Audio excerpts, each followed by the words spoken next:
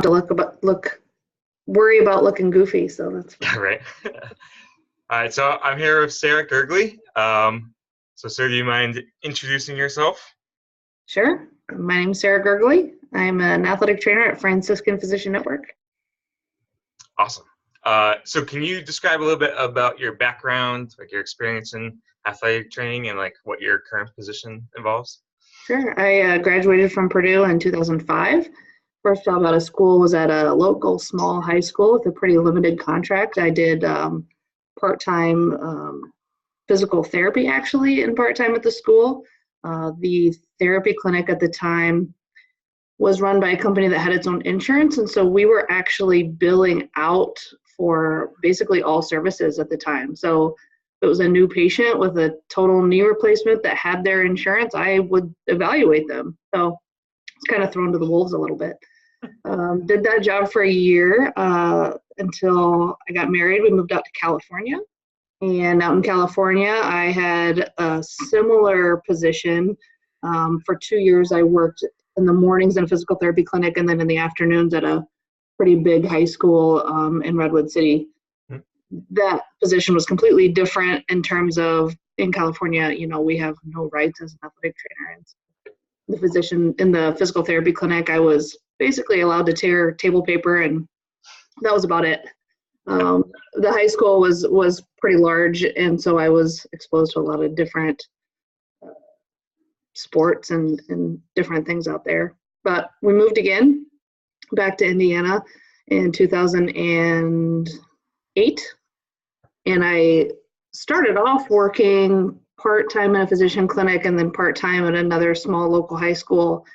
And when I became pregnant with my second child, we actually had an MA that was leaving the physician's office, and the physician and I talked about making that a full-time role for me. So that's how I started off in a physician's practice. But I was only able to do that for a couple months before we moved to Minnesota. And in Minnesota, I worked in a very large company, but I was initially the only athletic trainer with, it was strictly orthopedics. We had a handful of non-operative providers. We had trauma surgeons, orthopedic surgeons, geriatricians. We had a pediatrician. It was a wide range of sports medicine services that we had in that clinic. And that position certainly evolved over time. We ended up with 12 athletic trainers, and then we kind of merged, and I ended up in basically our company bought another company, and they had a well-established orthopedic program. So we kind of branched off and took all of our sports medicine to a brand new building. So then I moved to kind of two different roles within that company, which was completely different. We were doing, basically they called it a navigator role, where the athletic trainer was responsible for check-in, copay, initial evaluation, ordering x-rays, taking them to x-ray, bringing them back, scribing the visit while the physician was in there a lot of times, and then doing all the discharge. So we actually had no other staff to help out with any of that, but it led to a really nice relationship with the patient. Yeah. Because, they were with you the entire time. We were with them the entire time. Mm-hmm. So then I did that until August, and we moved back to Indiana, and I've been in this position working with these two sports medicine primary care providers since, started in November. Clinic opened in December. Awesome. Yeah. Sounds like you've had like a really wide variety of experience. Sure have. For sure. And also it sounds like you've had a lot of experience working in a lot of different positions and working with a lot of different types of providers. Absolutely.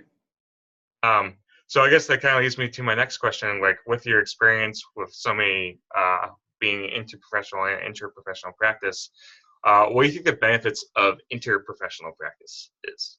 Well, I think absolutely it leads to best care for the patient. I've been in situations where there's just been a lot of animosity between different groups, and it comes out in the care.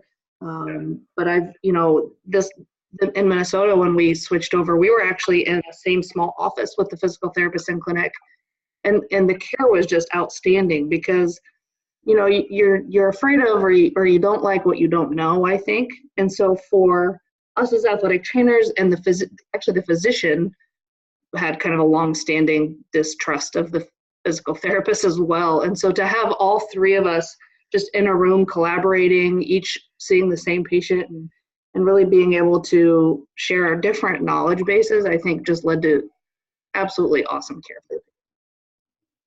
Yeah, I mean, that's great. And it's good when, when people have the same goal is, to have the same patient care, and you kind of Right. put ego aside, that helps a lot. Exactly. Do you have, what do you think the negatives or barriers are of interprofessional practice? Right. I mean, I think I kind of said it a little bit before. It's a lot of times is people just, they want to protect their turf, which can be a good thing, but in doing so, a lot of times they don't learn about what the other group is doing as well. And so they're so busy trying to defend their own name, they don't see the commonalities between the groups. And I think that there's a lot more of those than people tend to realize. And if you actually get down to it, we're all kind of in it for the same thing. Right. Right. Yeah, the same goal. So how do you think you overcome some of those barriers or those issues that you? Yeah, I think it's all about communication. It's all about talking to people, kind of laying out what you see your role as and how you think that they can help you. It's much easier to approach somebody being complimentary of them than weary of them. And so if you say, "Hey, I really need your help," it tends to kind of bring people a little bit back to earth. And oh my gosh, yeah, they want my help. We can work together, that kind of thing. Yeah.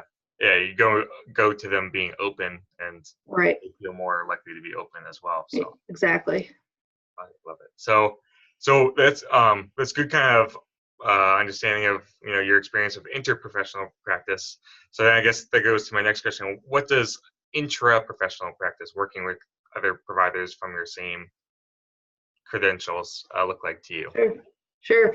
I think I usually tell people that I think all athletic trainers are a lot alike.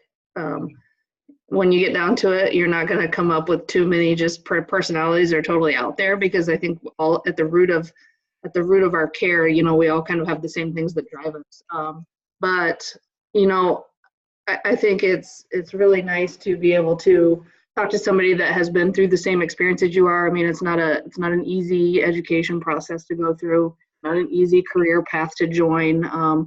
But I think one of the problems with athletic trainers when they get in a big group is that it can turn negative pretty quickly. And so I think it's important for us to share positive things and try to help each other out. And there's some things out now, some of the message boards and things like that I think are pretty positive that can help with some of that.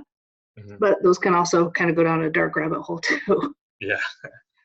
Yes, it's very easy to start going negative real quick.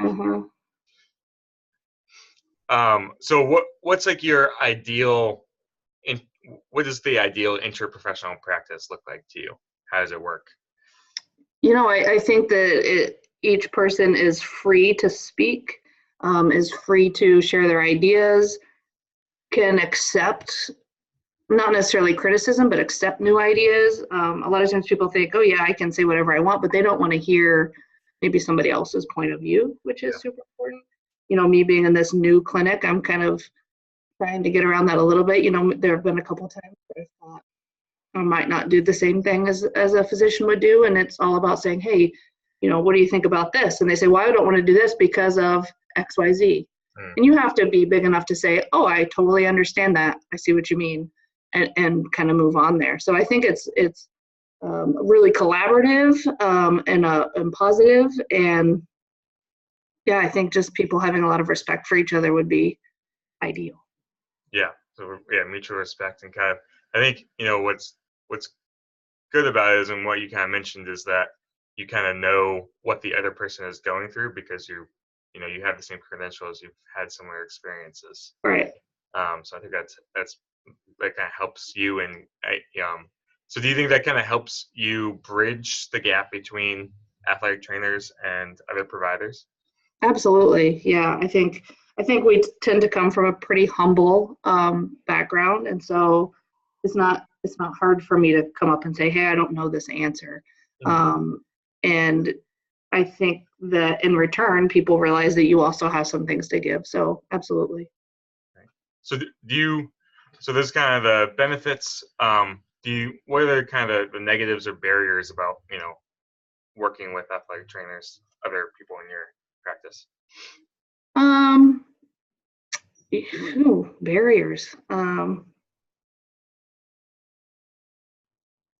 I think there are sometimes athletic trainers, they have had to be so independent and so self-sufficient that they have a little bit of a hard time listening to other opinions. That's probably the hardest. And I know I certainly had spells like that where I felt like I was on an island and somebody tried to come into my island, I'm coming back at them, right? You want to defend your turf. So I think that can be one of the barriers, is just realizing that, yeah, you may have been in your one room doing the same thing for the last 5 years, but that doesn't mean that we don't want to work as all those different silos. Certainly want to be more of a collaborative community. Absolutely. So, how do you what do you think is the best way to kind of overcome that? I think doing a lot of face-to-face, a lot of phone calls. I mean, I love my time on the phone with athletic trainers, to kind of be able to catch up and give our point of view and get what they're seeing too, because I think once you actually talk to somebody and see what they're seeing from their side, it makes you understand their position. I mean, it's all about communication. Yeah, absolutely. So I guess that kind of leads me to my next area. I mean, so with your role, you have a big role of communication, talking to different providers within your location and with other locations. So, what do you think are some of the barriers, and how do you overcome some of those barriers? I think a lot of times right now our barrier is, who do we talk to? Who do we talk to, and for what and why and how? That's the biggest thing. So just knowing your background, or knowing your referrals that you need to make, knowing the lay of the land. It's important for anybody wherever they are, is to find those resources that are going to be close to you. And so that's the hardest thing for us right now, is trying to figure out what those resources are. Mm-hmm.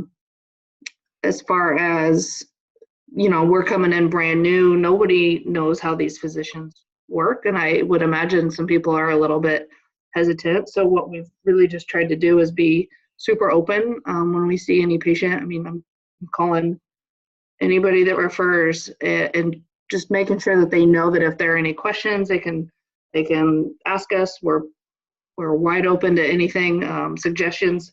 Mm-hmm. Criticism, any of that.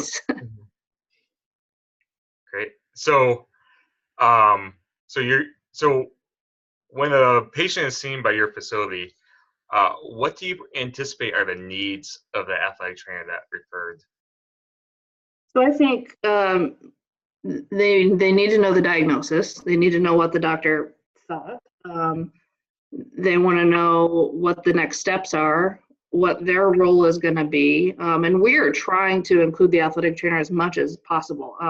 There are not very many kids that we have sent to therapy or sent to different specialties, knowing that the athletic trainer, knows the kid best and is probably going to treat them best. But I also try to be a little sensitive about resources. I know there are a couple people that I've called up and said, hey, we can do this.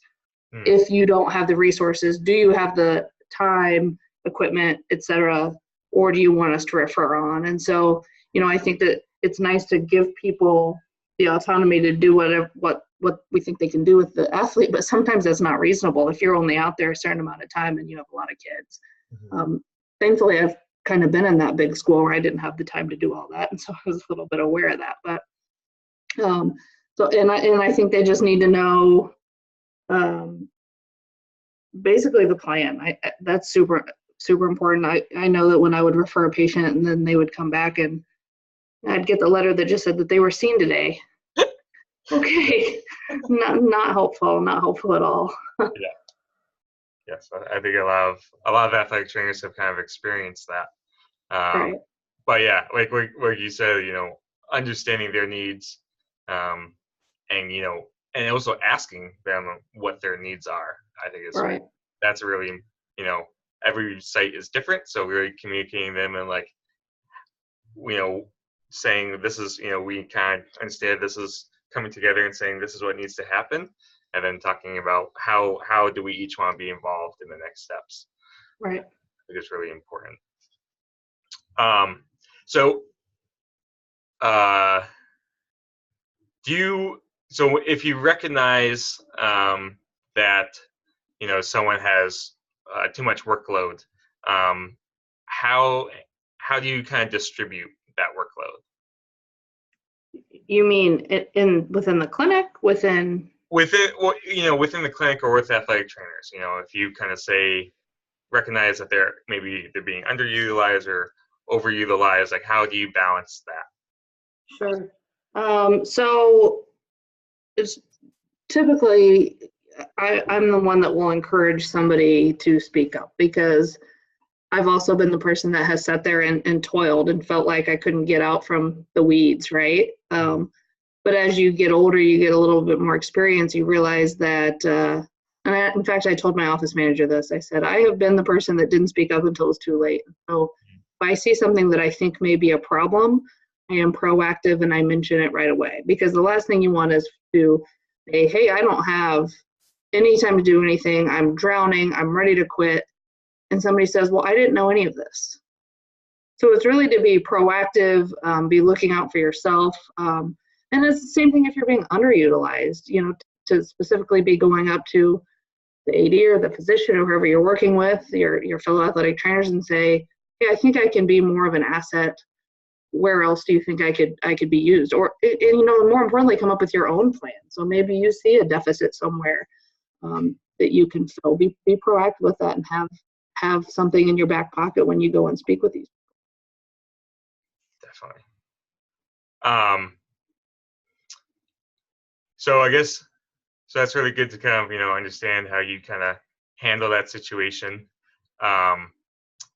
So how about with if there's been like a mistake in patient care, or from either from any member of the team, how do you kind of go about handling mistakes and corrections and that sort of stuff? So the one thing you want to be careful not to do is assume and accuse. Because a lot of times something has happened and you just think it went a certain way and maybe it didn't. So I think a lot of times things that we have thought were errors really weren't. They were just done differently than what you maybe would have done it. As far as egregious errors, again, that's really coming up to somebody and saying, hey, this is what I see. Can you explain why what you did, and how can we correct it if it's not true, if it's not correct? As far as like blatant things that have hurt patient care, thankfully I've not been in that position that I can recall. Yeah. But I would assume it would be more of a ask a lot of questions type of scenario. Gotcha. Great. Awesome. So I guess what does ideal teamwork in healthcare look like to you? Oh, it's just a lot of communication. It's making sure that everybody is putting the patient's best interest first, and also including the patient in the decision making in their healthcare. It's easy for a lot of people that have had a lot of education to sit around and dictate to the patient what is best for them, but many times that is not going to be the case. And so I think it's really listening to the patient, figuring out what the patient needs and wants, and working from there. Yeah, definitely. So, what do you think teamwork, like maybe especially in your clinic, what does it look like now? And if it's not ideal, how do you get there? Yeah, right now we're still pretty slow, and so it's pretty easy to take turns and to be working together. But there already have been certain things where you've noticed that maybe somebody has let some tasks go, and now is the time to bring it up. I think as soon as you see a pattern, it's important to to bring it up in a kind of a professional way, because if you let somebody carry on and, maybe not cleaning rooms, and they don't clean the room for 6 months, then it becomes really hard to make that change. So it's really important as soon as you start to see a pattern to bring it up before you get really mad and just blow up at them, for one, but also before it really becomes an ingrained pattern for the person. Yeah, identifying that pattern early is, I can definitely see that being helpful, especially when you got when the clinic is just being established and you get some Yeah, gaps between patient care. So, exactly. So I guess the last kind of couple things I want to talk about is, do you know about the idea of specialization in athletic training and kind of what that is all about? A little bit. A little bit, like some people are saying that they're a concussion specialist and they're really only dealing with concussions, that kind of thing. Right, exactly. That's one kind of thing that's been talked about in athletic training for a while, is having someone that's an athletic trainer that's specialized in orthopedics or specializes in neurotrauma, those types of things. Mm-hmm. And so, what do you see as kind of benefits and negatives of specialization in athletic training? Well, the benefit, I would say, is that you certainly can become an expert, and I think the more athletic trainers we have as experts that can go out and speak to the public and have be able to present themselves in a professional way and really show that we're up on research and know exactly what's going on. I think that that's important. However, I think that the basis of athletic training is basically knowing the whole patient as well. Yeah. So, it's like I had a sideline physician one time that was an internist. And so certainly he had done some musculoskeletal, he had done a little bit of everything. But when he was on the sideline with me, he was not helpful because he couldn't do any exam any better than I could. And so do you really want to be an athletic trainer out there and call yourself an athletic trainer and lose those skills, like doing rehab on an ankle sprain and evaluating a shoulder injury and a lot of, if you've become a concussion specialist, have you dropped everything else that you know about athletic training? And so that's what I think you need to continue to stay very well-rounded, but there are certainly positives to becoming really well-educated on an area too. Yeah, definitely. I also think it's important to identify an interest. If your interest is in that, go for it. Yeah, definitely. I think one idea that has kind of been brought up is, everyone has their strengths and weaknesses as providers. And so one of the ideas that's been brought up is that you kind of go on into a specialist, you get certified, or you're accredited in some credentialed in some way to have the specialization. And one thought is that, at different locations, different sites, even at like different high schools, you could have a athletic trainer at high school B that's specializes in orthopedics, but is also good in all other areas. Mm-hmm. And then you also have a high school athletic trainer that's in B who's good at everything. He's got the general knowledge, but also has a specialization in neurotrauma. So what are your kind of like thoughts about that, about even, at the high school setting, having different specializations? Well, again, I think if that's your interest, then you should take it as far as you want to take it. I have a couple little kids. I have a 5th grader. And if my kid gets hurt at a game and maybe they have a neurotrauma and they're evaluated by somebody and identify themselves as a specialist, and I go back to my own school and they're not a specialist, then is my kid getting less care because there are people out there that know more? Mm. You know what I mean? So I think that there could be a double-edged sword.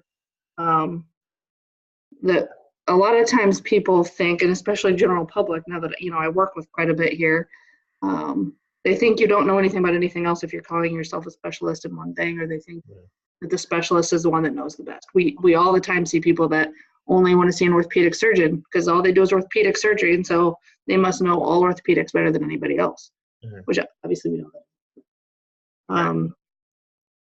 So definitely a downside. I, Definitely. So I guess, what one of the things, and also kind of interested to hear your perspective from this, is that with you being a kind of a coordinator of, patient care and providing care, could you see, you receiving a patient from high school A, and then you could but the specialist is at high school B. Could you see yourself kind of maybe coordinating that care, and helping the patient get the best care possible by referring patients to who's going to be the best provider for them? yeah, you mean send them to a different school to see a different athletic trainer? Yeah, I think that would be pretty difficult. In Lafayette right now, we're in a climate where Franciscan has all the schools, and so maybe it's easier in a place like here. But I've been in the Bay Area, and there are 100 high schools, and man, how do you identify those people? How do you make sure that they say they're certified and they're certified and they've kept it up? How do all of those companies that are sending those athletic trainers out there play nice? I can see a lot of barriers to it. Could you see benefits as well? Certainly, there could be some benefits. I mean, if somebody's a specialist, they're going to get better care. Obviously, that's great. But yeah, I guess I would just need to see what that would look like. I mean, how much better care would it be if you're going to send? Maybe you got one of these farm kids, and you have to say, well, I want you to go to that school that's 30 minutes down the road, because this person is really better at concussions than the person you're seeing. I'm not sure. Definitely. I think there's a lot of, it's maybe not a bad idea, and there's definitely potential, but there's definitely a lot of kinks. Absolutely. A lot of kinks to work out if we were to go that route. I guess I'm sitting here trying to think, what would I want my athletic trainer to specialize in that's going to be, treating my daughter, and it's impossible to say, because you're always just going to want them to be specialized in whatever problem your kid has, and there are just such a wide range of issues. I think that's a really hard question. Yeah, I think one interesting thing to kind of think about too is the fact that whether they have a special, no one has the specialization credential yet, but certainly everyone does have their strengths and weaknesses. Absolutely. And it's hard to, you can be a journalist and you can cover most things, but you're not going to be an expert in everything. So I think, one thing is that it's already kind of there. It's already kind of prevalent. It's just a matter of, and also it's all about curtailing the specialization to, maybe the injuries that most frequently happen. Sure, yeah. If a school, you have high school A that, they have, 50% of their population get concussions every single year. Probably that high school AT should probably be very confident in their, concussion treatment. So, that's just kind of something interesting to think about. Sure. Well, and even maybe decreasing, maybe you bring in somebody that knows a lot about concussions, it's a specialist, and then you see the incidents decrease. Or, maybe you have somebody that really has worked on ACL prevention. All of a sudden you go to a school and they don't have any ACL injuries anymore. I mean, certainly I think prevention-wise, maybe from that angle, makes a lot more sense to me. Right, exactly. I think, and I kind of like the idea is that, knowing, in an area, if everyone if the providers kind of have an understanding of what other people maybe have a specialization in, then when situations come up, everyone knows each other's roles and they can reach out. And right. So, sure. Very interesting. So, yeah. Do you have any questions for me or other thoughts? No, not that I can think of. All right. Well, thank you for talking with me. I'll stop the recording now.